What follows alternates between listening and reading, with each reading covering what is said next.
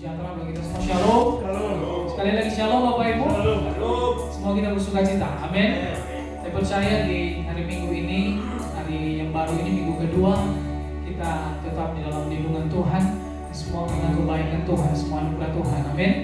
Baik Bapak Ibu, kita akan mulai ibadah kita. Saya undang dengan hormat kita semua bisa bangkit berdiri.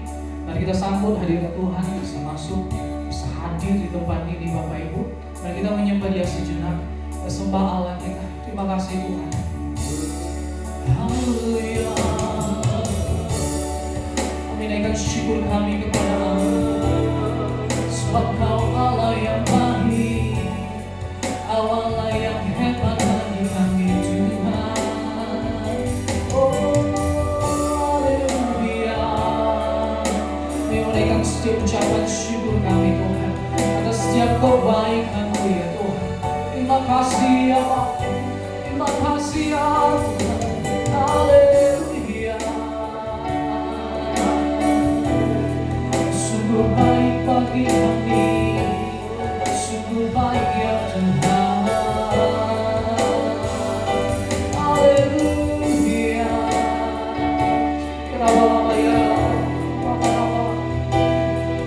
Kenapa ya?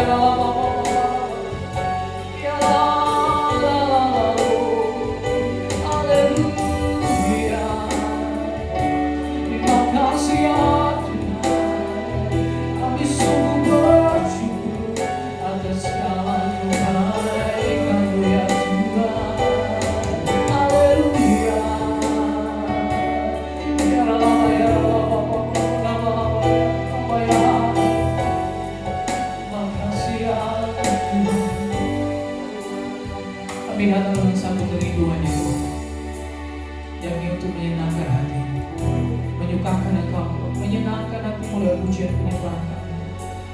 Kami bawa hidup kami di hadapan-Mu Tuhan. Kami bawa tubuh kami sebagai persembahan ini. Terima kasih Bapa yang baik. Kami mau siapkan hati kami, dan kami mau membacakan panggilan ibadah kami. Biarlah hati kami siap untuk menyambut Engkau dalam ibadah kami. Baik Bapak Ibu, kita akan baca panggilan ibadah bersama-sama. Ulangan 6 ayat 4. Dengarlah hai orang Israel, Tuhan itu Allah kita, Tuhan itu Esa. Kasihlah Tuhan Allahmu dengan segenap hatimu, dan dengan segenap jiwamu, dan dengan segenap kekuatanmu. Apa yang diperintahkan kepadamu pada hari ini, haruslah engkau perhatikan, haruslah engkau mengajarkannya berulang-ulang dan membicarakannya apabila engkau duduk di rumah, apabila engkau sedang dalam perjalanan, apabila engkau berbaring, dan apabila engkau bangun. Haruslah juga engkau mengingatkannya sebagai tanda pada tanganmu dan pada lambang di dahimu. Dan haruslah engkau menuliskannya pada tiang pintu rumahmu dan pada pintu gerbangmu. Katakan amin. Saya persilakan duduk Bapak Ibu. Terima kasih Tuhan.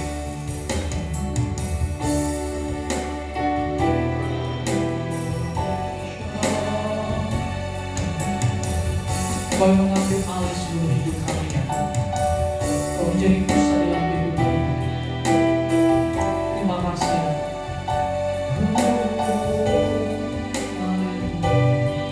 Kita katakan bersama-sama. Jesus said on me all. Jesus said on me all. Amen.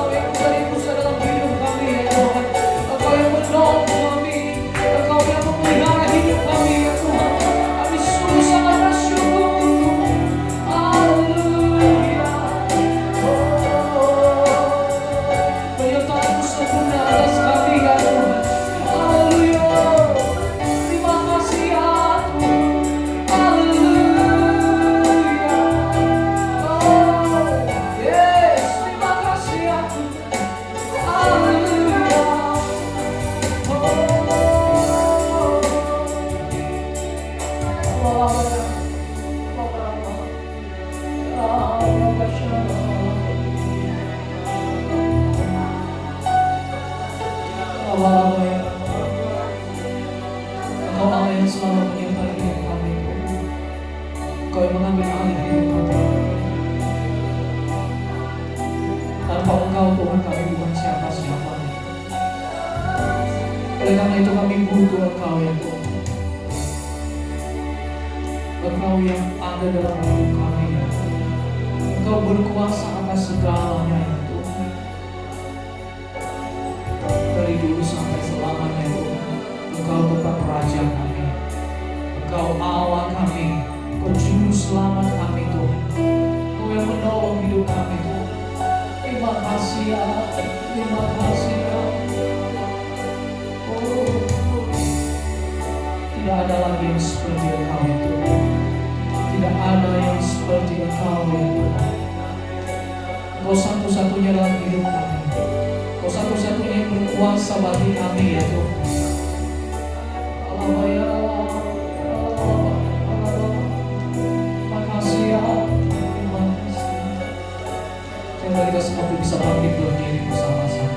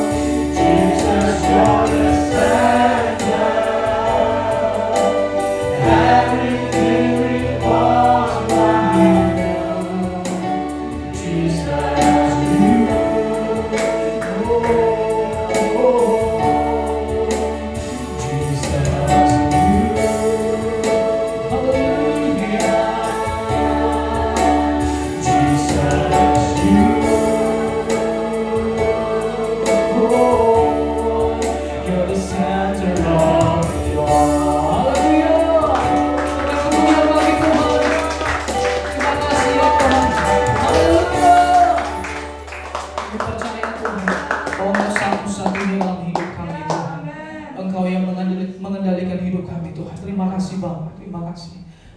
Tidak ada yang seperti Engkau Tuhan. Satu-satunya menjadi harapan kami, menjadi kekuatan kami.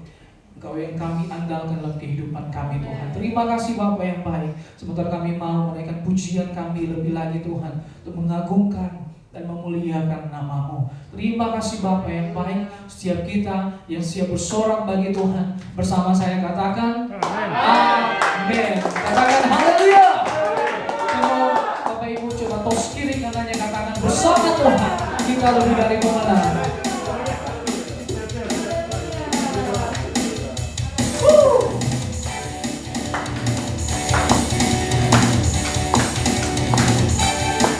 Terima kasih ya Tuhan.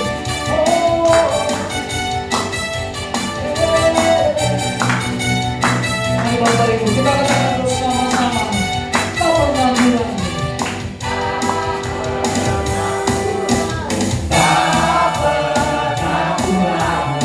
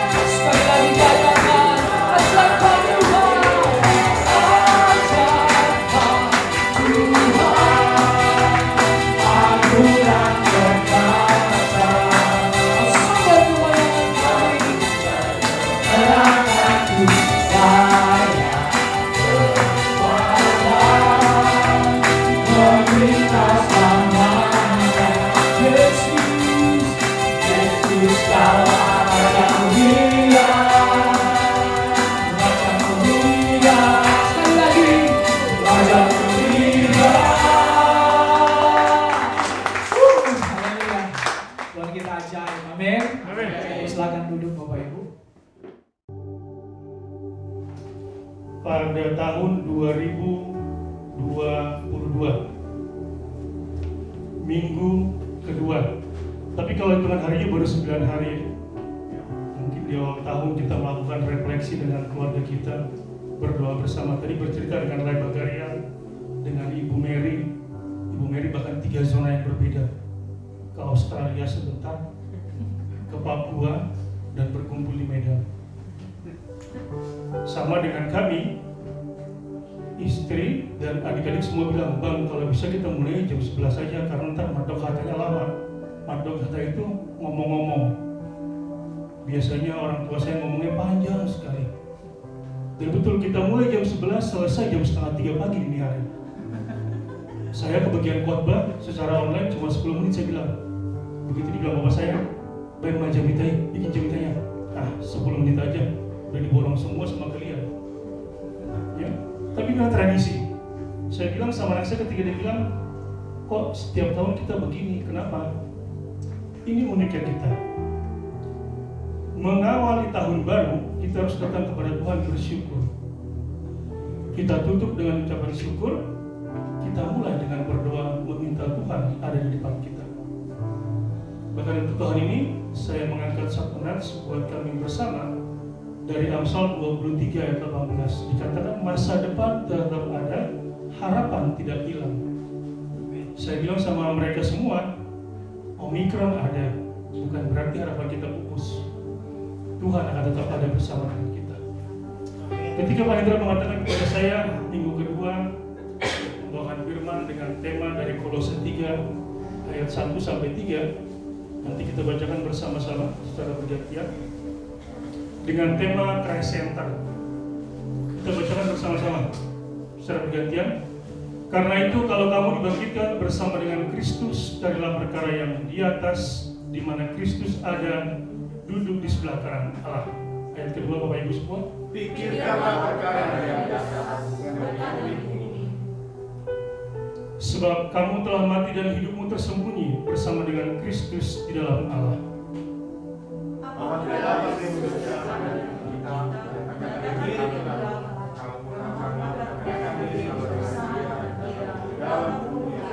Ya, sampai sedemikian jauh permintaan pembacaan firman pada hari ini.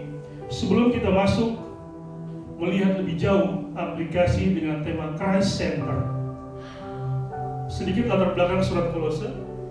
Karena ini Kolose 3, kita akan lihat Kolose yang terdiri dari 4 pasal. Penulis adalah Paulus dengan Timotius. Tema utama dalam kitab Kolose atau surat Kolose adalah keunggulan Kristus, kemuliaan Kristus melampaui segalanya.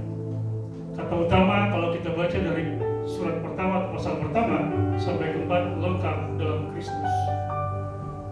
Kenapa surat Kolose harus dibuat?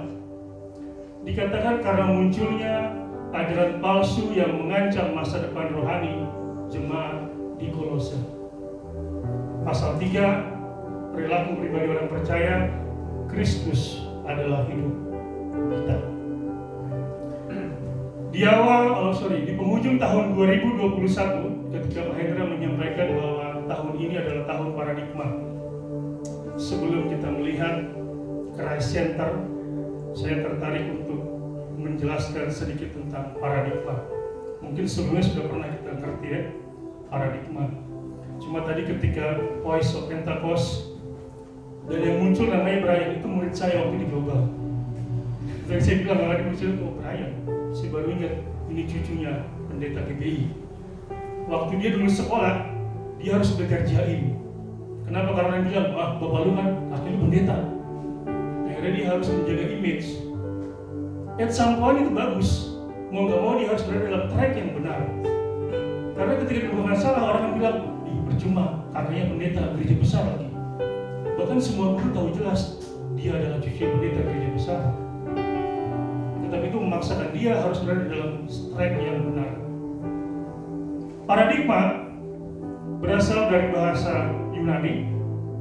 Ketika saya coba baca itu melalui Google Translate, tetap baca sama paradigma.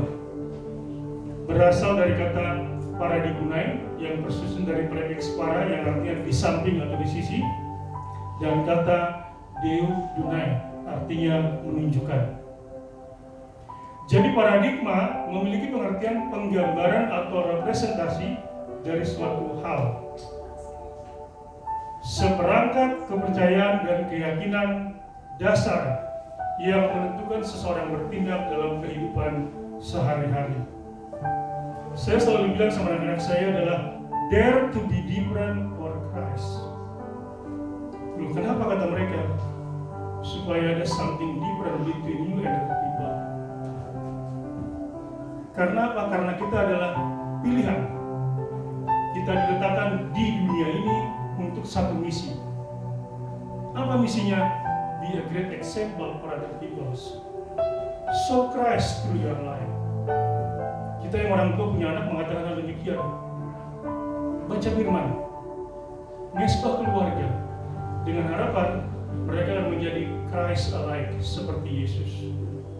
Ini yang mau kita pelajari pada pagi hari ini bersama-sama dalam kebenaran firman yang mau kita lihat tadi dari Kolose 3. Ketika saya membaca surat Kolose dalam persiapan khotbah atau renungan pada pagi hari ini, ternyata surat Kolose pada awalnya tidak memiliki pasal, melainkan surat.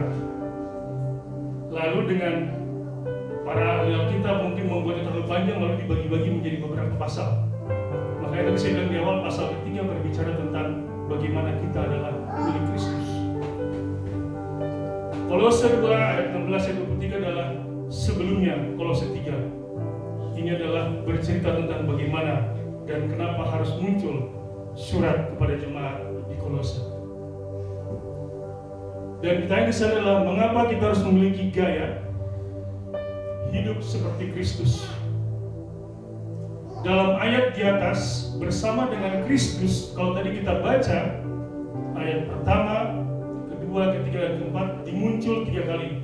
Bersama dengan Kristus pada ayat pertama, bersama dengan Kristus pada ayat ketiga, di ayat keempat dikatakan bersama dengan Dia, tapi Dia adalah refernya kepada Kristus, tetap kepada Kristus. Begitu pentingnya Paulus menekankan hal ini kepada jemaat yang berada di Kolose. Kenyataannya dunia dengan daya tarik banyak mempengaruhi kehidupan anak-anak Tuhan. Tanggal 9 Januari 2022 kita berkomitmen, I want to be a better person compared to 2021. Dengan banyaknya hal yang terjadi di sekitar kita, terlebih buat generasi zaman now, anak-anak kita, seperti 2 minggu lalu, 3 minggu lalu saya menyaksikan TikTok, Instagram, dan masih banyak lagi platform sosial media yang lain mempengaruhi gaya hidup anak-anak zaman sekarang. Yang suka K-pop, keranjingan K-pop luar biasa, dan masih banyak lagi, belum tokoh-tokoh yang lain. Padahal Tuhan menciptakan kita begitu unik dan luar biasa. Bahkan kembar identik sekalipun memiliki sidik jari yang berbeda. Tetapi tadi banyak anak sekarang, I wanna be like this one. Mulai mengganti gaya rambut, cara berbicara. At some point kita bilang bagus apa enggak? Mungkin tidak. Karena Tuhan mengatakan, this is you. Inilah kamu dengan segala kelebihan dan kekurangan. Bercermin di kaca itulah gambar Tuhan. Homo imago Dei, manusia secitra segambar dengan Tuhan. Senyumlah pada kaca dan mengatakan, inilah rupa Tuhan. Ketika kita berbicara Christ alike, menunjukkan terkadang kita tidak puas, tidak mensyukuri apa yang Tuhan ciptakan bagi kita. Ini yang terjadi. Seperti saya bilang, tidak salah, tetapi jangan berlebihan. Boleh menyukai artis? Boleh, tapi jangan berlebihan. Ya? Mungkin yang seumuran dengan saya di sini, orang tuanya dari anak-anak kita, zaman dulu kalau lihat konser, saya sendiri suka slang. Tapi saya nggak bakal nangis kalau melihat slang konser. Biasa aja. Tapi orang sampai nangis jungkir balik. Lalu mendengarkan Guns N' Roses saya juga suka, tapi saya nggak bakal nangis dengerin mereka nyanyi, biasa aja, cuma sekedar suka, ya. Tapi sekarang banyak sekali orang sampai nangis gitu kan mau ketemu dengan artis favoritnya. Bukankah setiap orang diciptakan Tuhan sebagai makhluk unik yang tidak memiliki persamaan antara satu dengan yang lainnya? Nah, ini akan kita tarik nanti ke dalam firman atau renungan pada pagi hari ini. Ketika kita berbicara Christ Center, ada 3 poin yang mau kita renungkan bersama-sama di pagi hari ini. Ketika Rasul Paulus menyampaikan suratnya kepada jemaat di Kolose dan juga kita pada zaman ini, sebagai gaya hidup berpusat pada Yesus, Christ Center, Tuhan sebagai pusat dari kehidupan kita. Yang pertama adalah mencari dan memikirkan perkara di atas.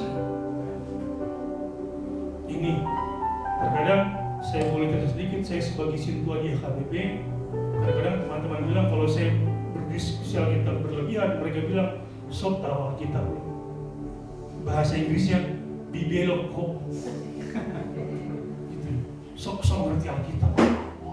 Tapi kalau mereka berbicara tentang adat orang Batak, dari pagi sampai ketemu pagi, itu berani berdebat. Jabar. Wah, udah luar biasa. Tapi begitu berbicara tentang kerajaan surga, mereka akan bilang, nanti kita masih di dunia. Sementara kita mengatakan bahwa kalau saya meninggal, saya mau ke surga. Bahasa Inggrisnya, surgoi sambulok kurui. Itu kalau bahasa Inggrisnya dibilang. Surga yang mau saya tuju. Tapi mencari dan memberikan perkara di atas mereka malas. Mereka bilang, udahlah, khotbah jangan kelamaan. Cukuplah 10-15 menit. Nah, ini. Kita yang telah dibagikan bersama dengan Kristus harus mencari perkara yang di atas. Tadi lagu sebelum firman, kurenungkan firman siang dan malam. Yakin siang dan malam? Atau cuma sekedar kata-kata aja? Kalau di Jakarta banyak rumah makan siang malam, 24 jam itu buka. Tapi ketika kita mengatakan, betulkah saya ikan kurenungkan firman-Mu siang dan malam, dan saya sungguh-sungguh bangun pagi yang pertama saya lihat apa? Status. Buat posting nggak di like, beli banget. Gitu. Buat di Instagram lihat, dah nggak ada yang like, baru 3 orang. Temen 2000 yang like cuma 3, 10% nggak nyampe. Lihat status WA, ya elah cuma 4. Kemana aja nih semua? Atau sebaliknya, bangun tidur kita bilang terima kasih Tuhan, thank you God for a new day, thank you God for your blessing. Aku ada hari ini semua karena berkat kemurahan-Mu. Ini Kristus sudah memberikan contoh kepada kita. Dia yang luar biasa datang. Untuk siapa? Untuk kita semua. Dan dia bertahan sampai akhirnya. Dia bertahan sampai dia mengalahkan maut. Ini mau kita renungkan bersama-sama, memikirkan, mencari perkara yang di atas. Dan jangan lupa Kristus yang berada dalam kerajaan surga sedang mempersiapkan tempat bagi kita. Yohanes 14 ayat 2. Dikatakan, aku pergi ke sana, aku sediakan tempat, nanti kalau aku bersama saudara besar. Artinya ketika saya kembali dikatakan, kalau kita bilang dalam bahasa Jakarta begini, top rantau sini top, kabling sana, blok B6, namamu sudah ada, maksudnya gitu. Disediakan tempat buat kita. Tapi dengan catatan bahwa we trust Him, we obey Him, dan kita menghasilkan buah kebenaran dari Dia. Dipersiapkan buat mereka yang percaya kepada Dia. Ini yang terjadi ketika teman saya mengatakan, Pak Ranto, katanya orang Kristen kalau mati pas masuk surga. Saya bilang enggak segampang itu, bro. Mereka yang percaya kepada Tuhan dan menghasilkan buah-buahnya akan masuk surga. Lalu dia bilang, tapi kalau Pak Ranto nanti meninggal tiba-tiba nggak masuk surga, menyesal nggak dengan pilihannya? Saya bilang, paling tidak saya melakukan pilihan dalam hidup ini. Kalau sebaliknya terjadi buat kamu bagaimana? Justru kamu yang masuk neraka, saya berada di surga. Dan dia diam, tidak bisa menjawab. Saya bilang sama dia, apapun keputusanku pada saat aku di dunia saat ini, aku sudah menentukan keputusanku dan aku menyerahkan semua kepada Dia. Pun kalaupun nanti kamu yang benar, aku yang salah, saya sudah melakukan pilihan saat ini. Karena setiap agama mengatakan mereka yang benar, walaupun kalau kita berdebat akan panjang urusannya. Kalau kita mengikuti berita yang kemarin, kita ada baca berita Ferdinand Hutahayan, jadi baca. Tiba-tiba begitu dia diserang mengatakan, saya mualaf. Wah, langsung berubah. Tadinya mengatakan dengan bilang, Allah kami Allah yang besar, tidak perlu dibela, tidak seperti Allah kalian. Begitu jadi viral, dia panik. Dan dia mengatakan, saya mualaf. Poin kedua, hidup dalam perlindungan Tuhan. Apa maksud hidup kita tersembunyi dalam Kristus? Kita mati dari kuasa dosa dan hidup tersembunyi oleh Kristus. Dia telah datang mengampuni kita dan memberikan kehidupan buat kita. Maka yang kita lakukan adalah sekarang apa? Melakukan yang terbaik untuk memuliakan Dia. Dari mana? Dari ujung rambut sampai ujung kaki. Harus menjadi kasih kebenaran Tuhan. Seperti yang pernah didiskusikan dalam ibadah kul, kita dalam surat terbuka. Iklannya Tuhan di kita. Tuhan ngelihat nih, oh begini rupanya Agus yang bertetangga di apartemen melihat. Oh seperti ini Pak Bagarian. Kelihatan. Mereka akan melihat.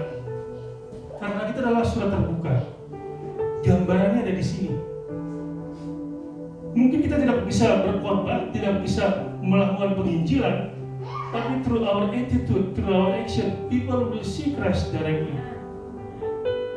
Ini yang harus kita buat dalam konsep kita menjalani hari-hari. Bagaimana supaya orang melihat Yesus dari kita? Nah, kembali yang saya ceritakan sebelum kemarin mengakhiri tahun baru. Murid saya kelas 12 mengajak saya untuk jumpa bersama. Lalu kita pergi ke Takashiyama Mall ya, yang cukup besar. Lalu pada saat makan saya berdoa, mereka nggak berdoa. Lalu mereka bilang, Mister bisa bertahan sendirian di sini? Bisa. Karena kita lihat banyak orang asing mencari pasangan di sini. Saya bilang, oh nggak bisa. What I believe tell me that I should obey my God. Saya harus belajar hidup holy. Tapi kan Mister nggak ada yang lihat. No, according to you, according to me, my God will see me from above. Dan saya bilang sama mereka. Dan mereka akhirnya respect sama saya karena mereka lihat bahwa saya tidak melakukan hal-hal yang tidak berkenan di hadapan Tuhan. Dan saya makan dan mereka bilang, kenapa harus berdoa? I just want to thank you for this food. Karena orang yang menyediakan ini luar biasa. Yes, we pay. But if you think about how this food coming to me, it will take a long process. Dari kebun dikirim ke sini, diolah, dimasak, diantarkan ke kita. Bayangkan kalau kebunnya tiba-tiba Tuhan bilang, kebunnya nggak ada, makan nggak kita? perlindungan Tuhan. Kita melihat even small thing in our life, we need to think that this is from God. I should be thankful for this one. Tuhan memberkati melindungi saya. Ini harus kita ingat bersama-sama. Dan ketika kita hidup dalam perlindungan Tuhan, terjadi peningkatan bila kita berada dalam Kristus. Saya paling suka menyanyikan lagu sekolah minggu, baca kitab suci, doa tiap pagi kalau mau tumbuh. Baca kitab suci, doa tiap hari kalau mau tumbuh. Kalau mau tumbuh. Pertanyaannya kita baca. Ini 2022 hari ke-9. Mundur ke belakang di angka 1. Bagaimana kehidupan rohani saya? Apakah saya sudah yakin dalam perlindungan Tuhan? Apakah saya yakin Tuhan akan menjaga saya, membawa saya sampai di penghujung 2022 nanti? Dengan kondisi dalam tanda kutip yang masih tidak menentu. Kita mau bilang kepada Tuhan, Tuhan, kuletakkan semua kepadamu, aku butuh perlindungan. Poin yang ketiga, memiliki pengharapan akan kemuliaan. Apabila Kristus yang adalah hidup kita, maksudnya Kristus yang menghidupkan kita, menjadi hidup kita, memberikan kita kehidupan, maka kita berharap bahwa one day I will be with Him. One day I will be there with Him. Dia datang dalam awan kemuliaan dan mengatakan, mari, semua ada buatmu. Kita harus tetap tinggal di dalam Kristus supaya ketika Dia datang kita memiliki keberanian dan tidak merasa malu terhadap Dia. Ketika mempelai datang menjemput kita akan mengatakan, I'm ready God. Kenapa? Karena saya sudah well prepared. Ketika datang rombongan laki-laki ke rumah perempuan dan pengantinnya belum siap, dia akan malu kalau dia masih acak-acakan, belum sanggulan, belum make upan.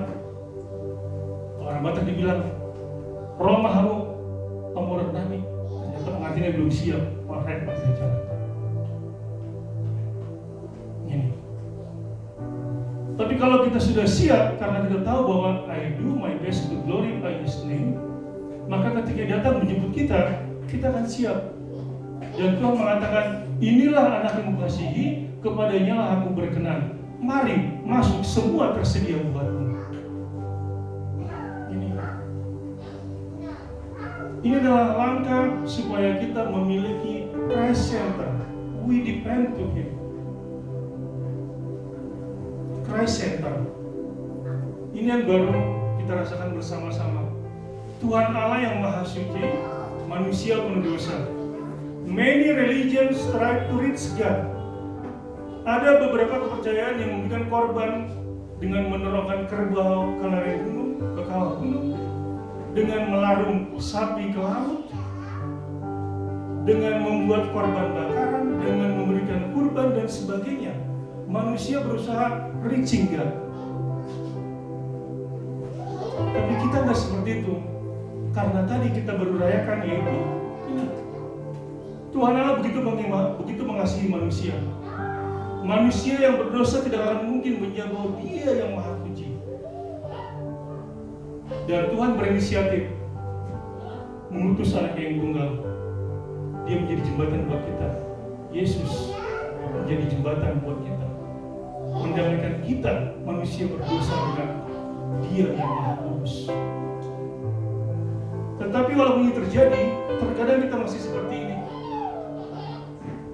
Kita meletakkan Yesus di luar, Dia tidak menjadi center. Ketika kita bicara tentang Christ Center dengan 3 poin yang disampaikan oleh Rasul Paulus, maka kita harus mau meletakkan Yesus berada di tengah-tengah. Mungkin kita bilang masih lama, nanti aja. Tapi saya selalu mengingat ketika saya akan tidur mengatakan, Tuhan, saya serahkan hidup saya kepadamu. Saya tidak tahu ketika tidur, but what I believe that I will be with you. Karena kita nggak tahu hidup kita akan bagaimana.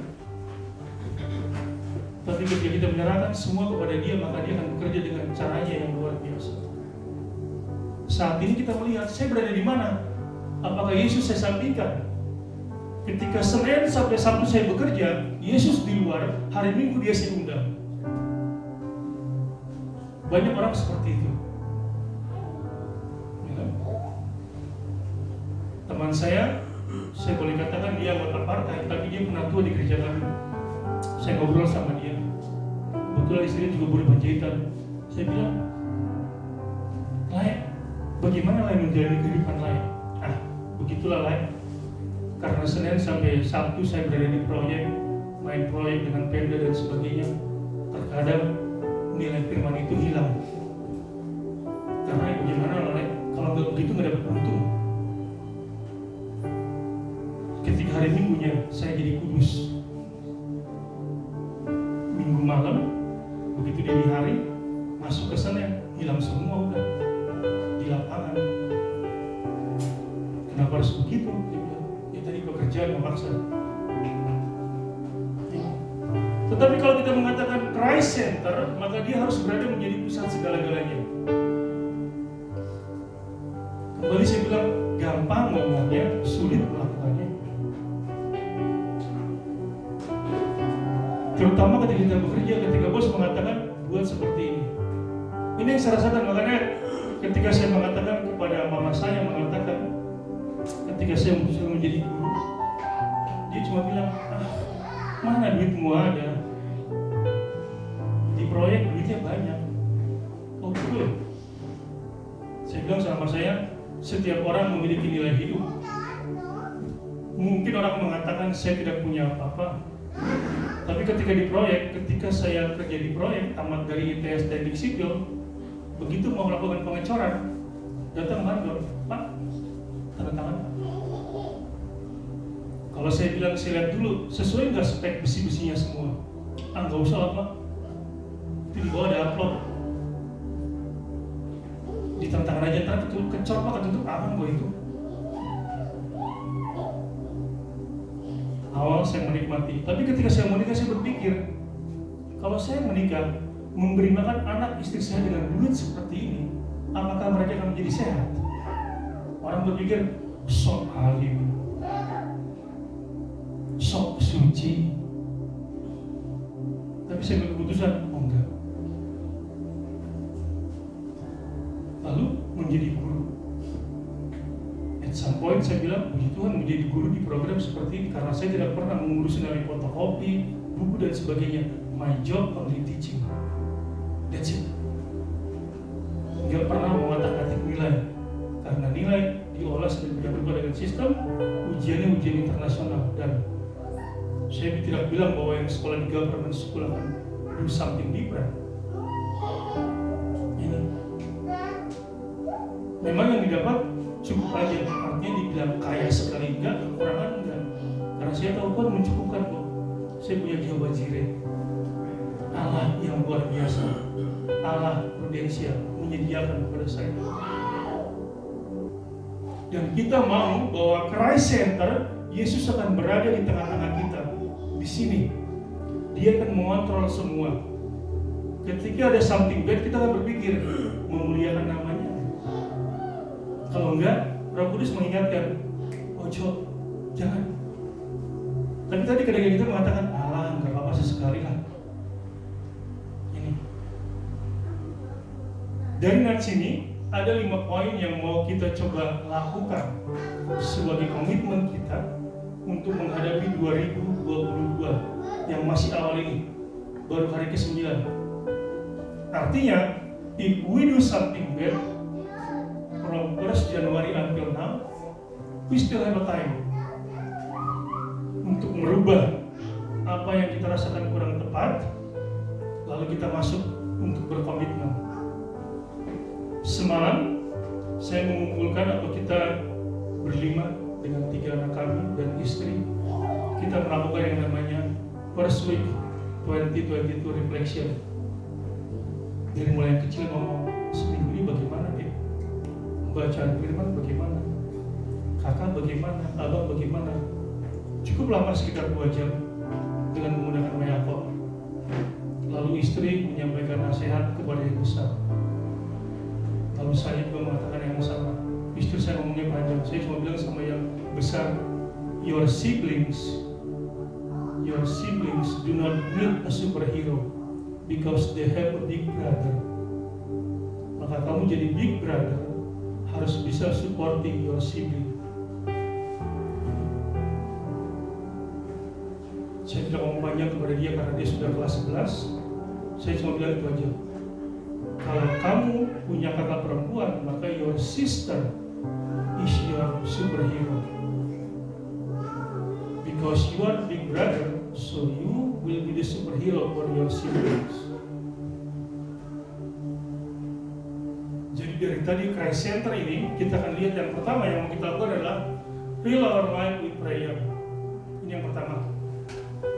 Saya suka dengan quote ini, prayer should always be our first response to every situation. Ini. Doa dulu. Dan Tuhan akan bekerja dengan caranya yang tidak kita mengerti. Ini yang harus kita menjadi poin utamanya. Doa dulu. Push. Pray until something happen. Sampai kapan kita berdoa? Sampai Tuhan menjawab. Kapan Tuhan menjawab? Indah pada waktunya. Kapan itu? Waktu Tuhan pasti yang terbaik. Ini yang selalu kita harus imani. Tetapi aku ini akan menunggu-nunggu Tuhan. Akan mengharapkan Allah yang menyelamatkan aku. Allahku akan mendengarkan aku.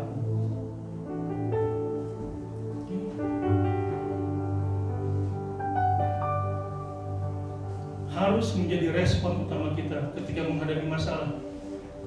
Ya.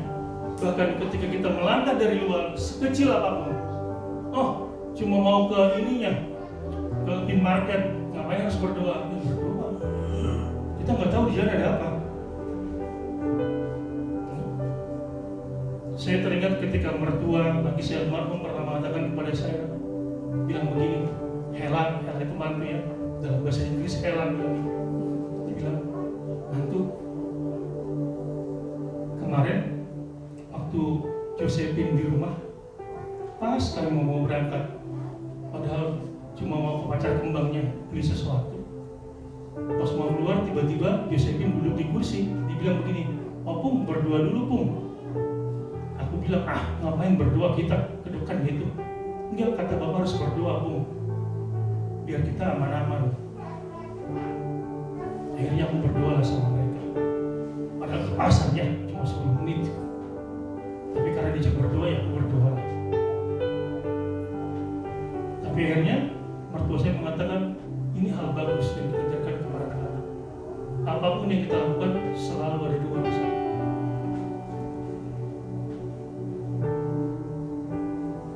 Awali dengan doa. Ini yang pertama. Yang kedua, fill our life with His words. Tadi perenungan firman siang dan malam. The Bible is the only book. Ini juga menarik kata bijaksana ini. The Bible is the only book whose author is always present when one read it. Satu-satunya buku yang kita baca, di mana pada saat kita baca penulisnya hadir di sini.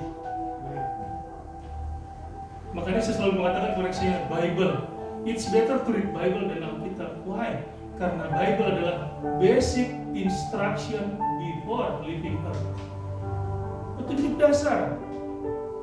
Kalau kita beli mesin cuci ada petunjuknya kan? Pencet ini, masukkan ini. Kalau nyuci spray ini yang dipencet. Cuci ini dipencet. Jangan masukkan sepatu, jangan masukkan motor ke mesin cuci berbahaya. Kan siapa tahu ada petunjuk begitu saking detailnya kan? Siapa tahu ada yang nggak ngerti gitu kan ada, motorku rusak ini kotor, cuci dulu mesin cuci. Baca petunjuknya. Ini kan Bible, basic instruction before leaving earth. Berbahagialah mereka yang melakukan perintah-perintahnya, sehingga mereka dapat memperoleh hak atas pohon kehidupan dan dapat masuk melalui pintu-pintu gerbang ke dalam kota itu.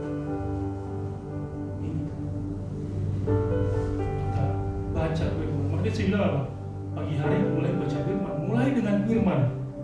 Kalau kita mendapat renungan dari berbagai WA group yang kita ikuti, kita baca. Makanya saya bilang, nanya, Pak, Bapak WA groupnya ada berapa? Ada 40 Bang. 40 yang Kristen, campur Katolik, yang 20 yang bukan. Tiap hari baca renungan dikirim juga, bacalah. Bukan cuma sekedar dilihat, tapi dibaca aja. Maybe different from what I read and from them. Ini. Ketika kita membaca, maka Roh Kudus ada bersama-sama dengan kita, mengingatkan kita. Sama seperti kembali lagi yang saya ceritakan ketika anak perempuan saya menanyakan Ribka dan Yakub.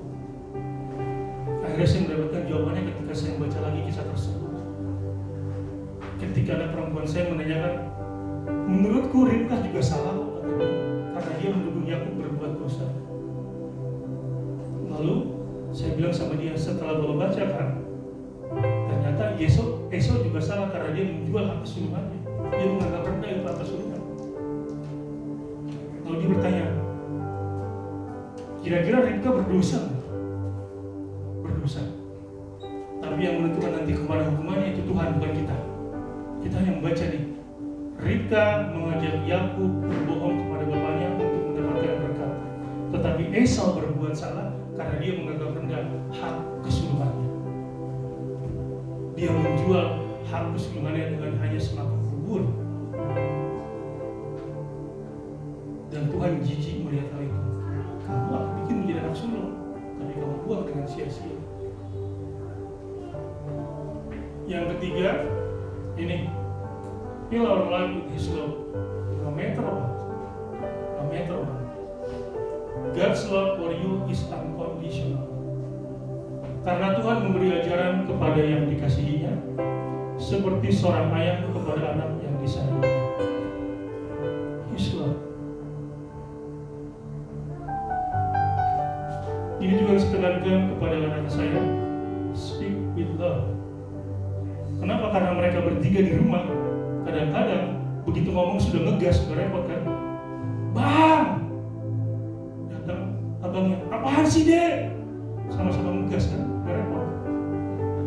Saya bilang sama mereka, cobalah ngomongnya gini, dek. Adik jawab, iya bang. Tapi kalau sudah ngegas, sama-sama ngegas, sudah repot udah. Akhirnya ribut. Hal sepele. Jadi kalau bagi anak-anak kami di sini yang suka ngegas sama adiknya, dikurangi ngegasnya. Ngomong biasa aja. Dek, bang. Tapi bukan dia sama melotot. Dek, bang, apa bang? Ribut kita. Enggak kan? Tapi dengan cara yang bagus. Ketika diminta adiknya, Kak bantuin dong kak. Yang mana dek? Dengan senyum. Jangan bilang, dia bantuin dia, gini gak bisa, gak mikir apa, kemana otaknya, panjang duluan ngomongnya, bantuin enggak, ngomongnya panjang, repot udah. Ini kemarin saya bilang sama anak saya paling besar, bang, survei membuktikan perempuan bisa berbicara 20.000 kata sehari, laki-laki hanya 7.000 bang. Kalau abang ngomongnya lebih banyak, something wrong with you bang. Terus dia langsung diam. Kalau orang yang cool ngomongnya pendek bang. Selain jaim, jaga image supaya kelihatan keren gitu bang. Oke. Tapi orang merasa keren banget nih orang. Gitu. Ini His love. Lalu yang keempat, fill our life with His grace. God answer the mess of life with one word, grace. Sebab itu marilah kita penuh dengan keberanian menghampiri tahta kasih karunia supaya kita menerima rahmat dan menemukan kasih karunia untuk mendapat pertolongan kita pada waktunya. Grace, tahta kasih karunia. Ini luar biasa. Saya orang berdosa, saya datang dan dia mengampuni saya. Ketika saya diampuni, yang saya lakukan adalah commit, that I will not do that thing anymore. That's it. Cukup.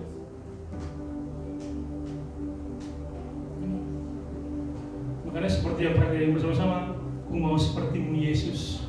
Ku mau sepertimu Yesus, disempurnakan selalu. Proses, day by day. Enggak ada yang namanya instan. Bahkan saya yakin seorang hamba besar pun, hamba Tuhan yang paling besar pun pernah jatuh dalam dosa. Dan kita proses menuju ke sana. Kita mau menjadi Christ-like, Christ-centered. Ini proses yang kita harus jalani day by day. Ketika kita jatuh dalam dosa dan kita datang ke hadapan Tuhan, Tuhan akan bertindak. Dan Tuhan mengatakan, aku mengasihimu, aku mengampunimu. Pergi dan jangan berbuat dosa lagi. Cuma terkadang kita bilang kedagingan saya. Ini alasan yang sering kita buat. Kedagingan saya. Tapi di awal tahun ini kita mau lihat bahwa saya bisa bersama dengan Tuhan. I can do this one with God with me. Discernment, talking about wisdom. Wisdom from God bring peace and assurance to your heart. Kita minta kepada Tuhan, Tuhan berikan saya hikmat. Karena dikatakan Amsal 4:7, permulaan hikmat ialah peroleh hikmat dengan segala yang perolehlah artinya kita minta kepada Tuhan by reading Bible kita akan berhikmat menjalani hari-hari kita sepanjang hari ini. Kita akan diingatkan, don't, jangan. Tadi pagi baca apa? Tapi kalau kita nggak baca firman pagi hari, when we do something bad, it's okay. Tapi karena kita berhikmat, Tuhan berikan kita kemampuan, kita baca firman di pagi hari, maka Tuhan meng-guide kita. Remember this morning? Yes. Jadi ini adalah sikap yang bisa membuat kita menjadi Christ Center. Kristus berpusat di kita. Secara manusia mungkin pasti akan jadi dalam dosa.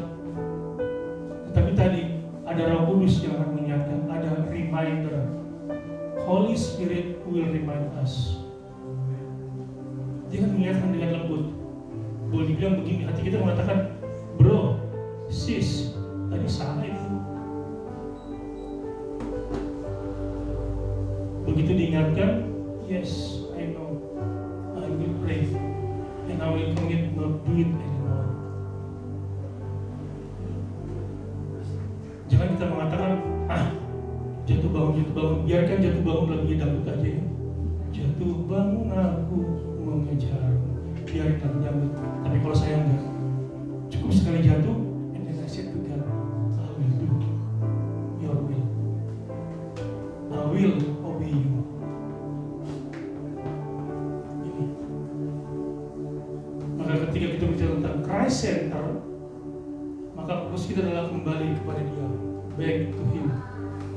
Di awal tahun 2022, hari ke-9, masih panjang, 365 hari, dikurangi 9, masih panjang. Pertanyaannya, mau diisi apa? Apakah Christ Center yang pagi hari ini kita renungkan bersama-sama? I can do it. Yes, we can do it. Talk to Him. Minta dari Tuhan. Kita merubah paradigma kita. Kita merubah mindset kita. Bahwa ketika kita menyanyi lagu, ku mau sepertimu Yesus, artinya itu di Christ Center for us. Tadi lagu-lagu di awal kita berbicara tentang you are, Jesus is the center of my life. Bagi saya secara pribadi, ketika menyanyikan lagu rohani dan kata-kata yang luar biasa, ini berat sekali sebenarnya. Kalau cuma sekedar menyanyi bisa ya, tetapi menyanyi dan meresapi dan coba untuk melakukannya itu susah sekali.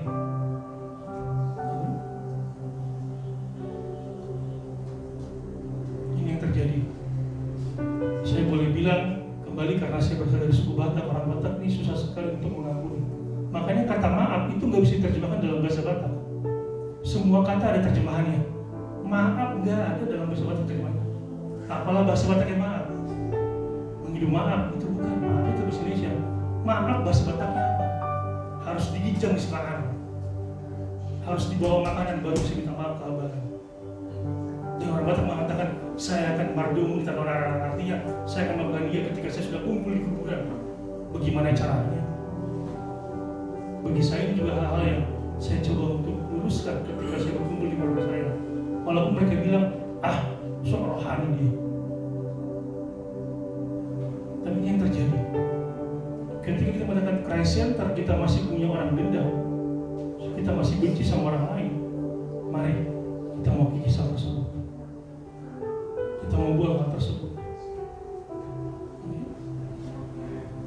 Belajar untuk memaafkan, walaupun dia mungkin masih benci sama kita, tapi saya tetap bersenyum mendoakan dia.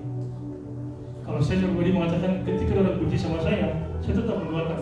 Karena kita mengatakan saya menaruh bara di atas kepalanya, biarkan Tuhan membuat perhitungan kepada dia.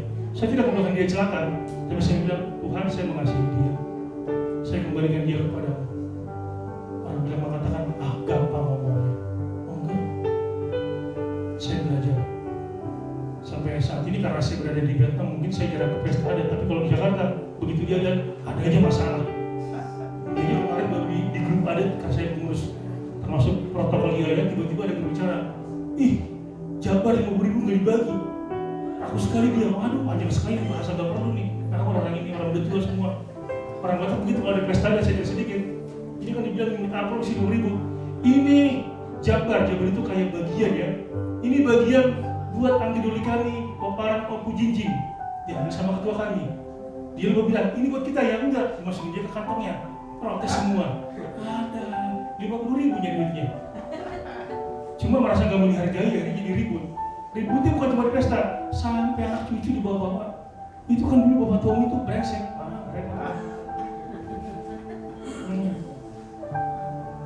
Nah kita yang berada di sini di perantauan dengan komunitas Kristen Katolik dari berbagai gereja lalu berbagai tempat lain, mari jangan seperti itu.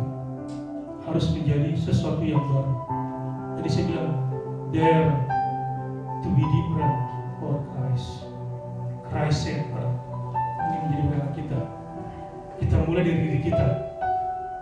Setelah kita bisa, keluarga kita. Dan saya bersyukur kalau melihat dari aktivitas yang kita lakukan, masing-masing keluarga punya baseball keluarga. Saya walaupun berada di sini sendirian tetap online. Setiap malam ada berdoa berlima, berdoa dengan Bapak Arno Joshua, orang tua saya, ayah saya, adik ipar saya, semua saya kumpulkan berdoa. Kita berdoa, menceritakan apa yang kita rasakan, saling menguatkan.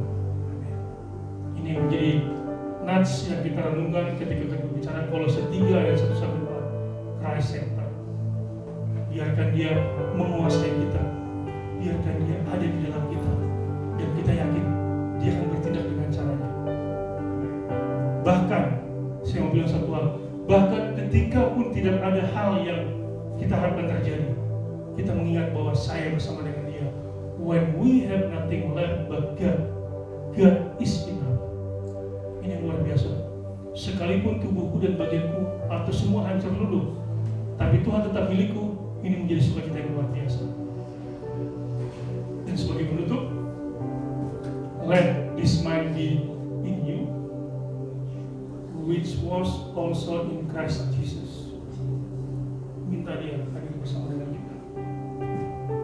Kita bilang sama Tuhan, Tuhan, tinggal di dalamku, be with me. Hari ini tanggal 9 Januari, belum late to start a new thing. Belum late untuk memulai hal yang baru bersama-sama dengan dia. Kita mau melangkah ke depan, kita letakkan dia di depan. Tuhan, berjalan bersama. Kuasai hatiku, kuasai pikiranku. Jadilah pusat dalam kehidupan. Amin. Kita berdoa. Saya persilakan Bapak Ibu mengambil saat pribadi masing-masing.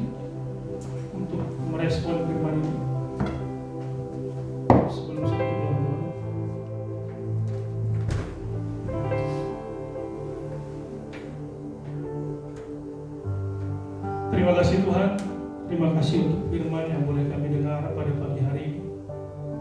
Berbicara tentang Christ Center. Kami tahu Tuhan terkadang tidak mudah, karena tantangan di sekitar kami begitu luar biasa. Tapi nanti pagi hari ini, Kolose 3 ayat 1-4 mengingatkan kami kembali bahwa Engkau harus menjadi pusat dalam kehidupan kami. Engkau harus menjadi pusat ketika kami melakukan semua aktivitas kami.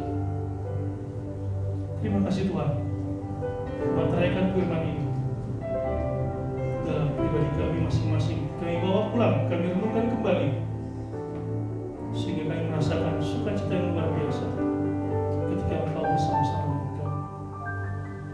Terima kasih Tuhan.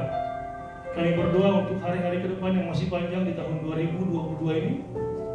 Kami berdoa, biarlah Engkau ada bersama dengan kami, melangkah di depan kami, serta dengan sungguh Tuhan, sehingga hari-hari kami menjadi hari-hari yang bermakna, di mana menjadi hari yang penuh kesaksian, karena kami memiliki Engkau sebagai pusat kehidupan kami. Terima kasih Tuhan. Apapun aktivitas kami sepanjang hari ini, kami serahkan ke dalam tangan pengasihan-Mu. Biarlah Engkau menjaga dan merawat kami, dan kami menyambut semua berkat yang Kau berikan kepada kami. Di dalam nama Anak-Mu, Tuhan Yesus Kristus, kami berdoa. Amin. Kita mau menyanyikan satu buah lagu, Berikan Ku Hati.